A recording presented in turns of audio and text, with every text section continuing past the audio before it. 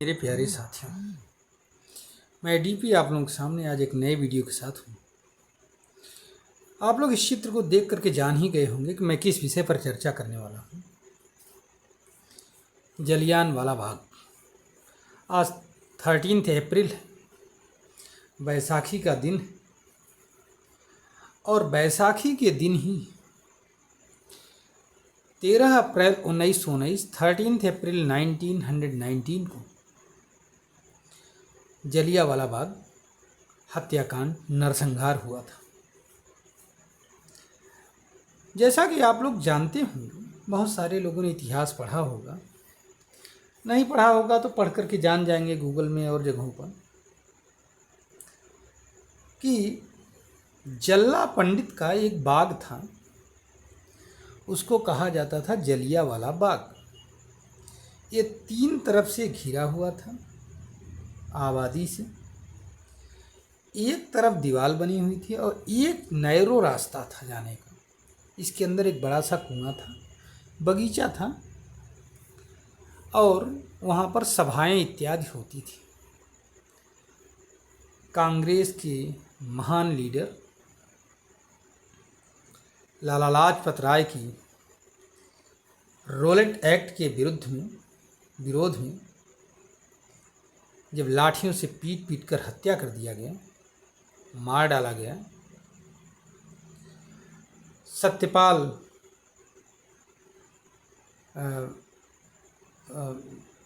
ये जो लाला लाजपत राय जी सत्यपाल और सैफुद्दीन किचलू की गिरफ्तारी के विरोध में भी एक मार्च कर रहे थे और उसी में लाठियों का प्रहार किया गया और वो बेचारे गोलोकवासी हो गए। तो उन्हीं के विरोध में यह सभा बुलाई गई थी। उसी समय अंग्रेज चूंकि सबक सिखाने के लिए उद्यत थे, तो उन्होंने अपने commander Reginald Dyer, general Dyer भी जिन्हें कहा जाता था, उनके हाथ में वहाँ की कमान सौंप दी थी पूरे एरिए की। और जनरल डायर ने कहा अब इनको सबक सिखाया जाए और 10 मिनट में 1650 गोली चलाई गई। मेन द्वार को अवरुद्ध कर दिया गया था, कहीं से निकलने का रास्ता नहीं था। लोग मारे गए। आधिकारिक सूत्र कहते हैं, लिखित रिपोर्ट कहती है 379 लोग, लेकिन गैर आधिकारिक सूत्र जो हैं वो कहते हैं 1000 से ज़्यादा लोग मारे गए थे। एक बड़ा सा कुआं था, शहीदी कुआं जिसको कहा जाता है अभी भी। वो कुआं पूरा लाशों से पट गया था। लोगों ने इस चक्कर में उसमें छलांग लगा दिया कि हो सकता है वो बच जाएंगे, लेकिन सब एक के ऊपर एक करके कूद गए, कोई नहीं बच पाया। बहुत सारे लोग मारे गए। यह तो जलियांवाला बाग हत्याकांड है, लेकिन इसके कुछ पहलू भी हैं, कुछ इसके एस्पेक्ट हैं जिन पर विचार करना बहुत ज़रूरी है। क्योंकि आज हम 2022 में रह रहे हैं, 21वीं सदी में जीवन जी रहे हैं। अब हमारे पास उन किताबों का कोई प्रभाव बहुत ज़्यादा नहीं होना चाहिए जो किसी ज़माने में किसी ने लिख दिया था। हम बहुत सारी घटनाओं को समझ सकते हैं या समझना चाहिए। तो एक नए परिप्रेक्ष्य में आइए हम लोग अवलोकन करें कि ये घटना क्या इतनी ही आसान थी। तो पहली बात तो ये थी कि इस घटना के समय ये कांग्रेस के लीडर थे लाला लाजपत राय। कांग्रेस ने इस सभा को बुलाया था।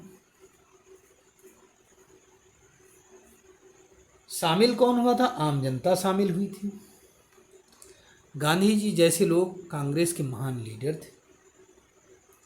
तो क्या उस समय यह कर्तव्य गांधी जी वगैरह का नहीं बनता था कि वो जा कर के कम से कम पीड़ित परिवारों से मिलें और उनको सांत्वना दें? लेकिन गांधी जी ने ऐसा नहीं किया उस समय। और तो और उन्होंने जनरल डायर को माफ़ी दे दी थी।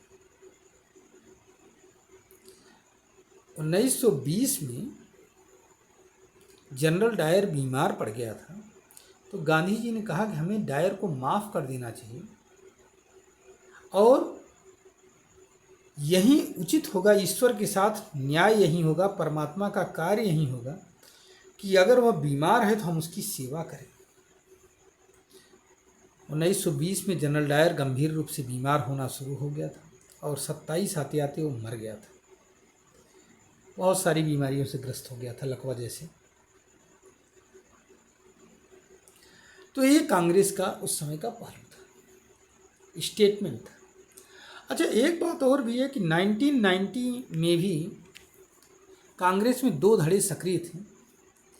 एक गरम दल था, दूसरा नरम दल था। नरम दल में तो ये बड़े बड़े व्हाइट कॉलर के लीडर थे जो बाद में चल करके हमारे उच्च पदों पर बैठे, जिसमें नेहरू, डॉक्टर राजेंद्र प्रसाद, गांधी जी स्वयं भी थे, मौलाना अबुल कलाम आज़ाद और भी तमाम लोग जो कि बाद में पदासीन हुए स्वतंत्रता के बाद में। ये वाइट कॉलर के लीडर थे और अंग्रेज़ों की सबसे बड़ी पॉलिसी क्या थी कि वह ऐसे लीडर्स को कभी छूते नहीं थे। कोई ऐसा लीडर आज तक शहीद नहीं हुआ, पता नहीं क्यों। ये तो शोध का विषय हो सकता है, लेकिन जो लीडर गरम दल से जुड़ा या क्रांतिकारी विचारधारा पर गया उसको मार दिया अंग्रेजों ने।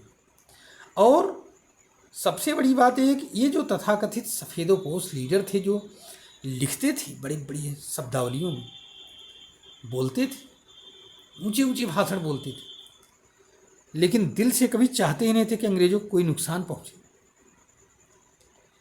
इनके ऊपर अंग्रेज कभी कुछ नहीं करता था। ये बहुत बड़ी बात थी।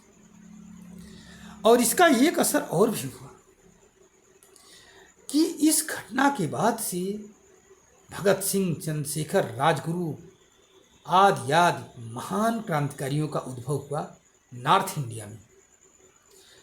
नॉर्थ इंडिया तो नहीं कहेंगे, पश्चिमी भारत में। पूर्वी भारत में तो बंगाल में जागृति थी, लेकिन पश्चिमी भारत में इस तरह की जागृति इससे पहले कम ही देखने को मिलती है। कुछ उदाहरण तो मिलते हैं लेकिन कम।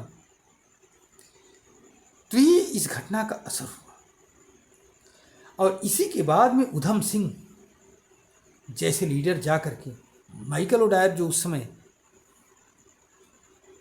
पंजाब का गवर्नर था, उसको इंग्लैंड में जाकर के मारा था। तो ये इस घटना का प्रभाव था। यहाँ विचारणीय तथ्य ये है कि क्या कांग्रेस का रवैया उस समय सही था? क्या कांग्रेस के जो लीनियंट तबका था या नरम दल था, क्या वो यही सोचता था कि किसी तरह से सत्ता प्राप्त कर लिया जाए और मेहनत भी ना करना पड़े, दूसरे कंधे पर बंदूक रख कर गोली चला दो, अगर सही निशाने बैठ जाएगी तो हमारे हाथ में शिकार आ जाएगा, नहीं बैठेगी तो कोई बात नहीं, हम तो लगे ही हैं, हमें तो कुछ होने वाला है नहीं। अब ये तो समझ के बाहर। लेकिन ये आप लोगों के ऊपर है कि आप लोग इस पर विचार करिए कि ये जो शब्दावली आती है कि दे दी हमें आज़ादी बिना खड़ग बिना ढाल, इसका क्या आशय हो सकता है, इसमें सत्यता कितनी है, यह मैं आपके ऊपर छोड़ता हूँ। और वीडियो लंबा खींचेगा, इसलिए यहीं पर नमस्कार करता हूँ और आशा करता हूँ कि यह वीडियो आपको पसंद आएगा। धन्यवाद, नमस्कार।